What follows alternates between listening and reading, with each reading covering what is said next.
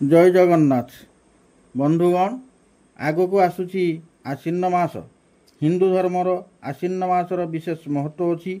एही मास पूजा पाठ करने द्वारा बहुत शुभफल मिलता है।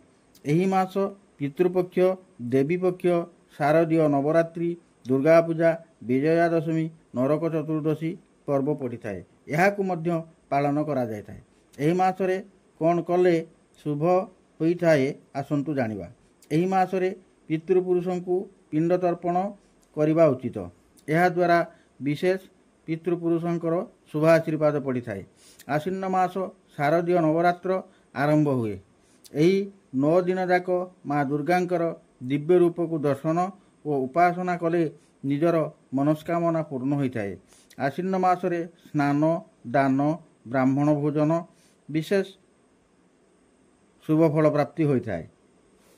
आश्विन मासरे नवरात्र समय विशेष दुर्गा सप्तशती चंडी पाठ करने उचित। यह कले माँ प्रसन्न होता। आश्विन मासरे गुड़ खाइबा स्वास्थ्य पक्षे अहितकर। आश्विन मासरे क्षीर और कदली खाइबा शुभ नुहे। खाइबा द्वारा ठंडा दोष परिलक्षित हुए। आश्विन मासरे निरामिष भोजन करने उचित।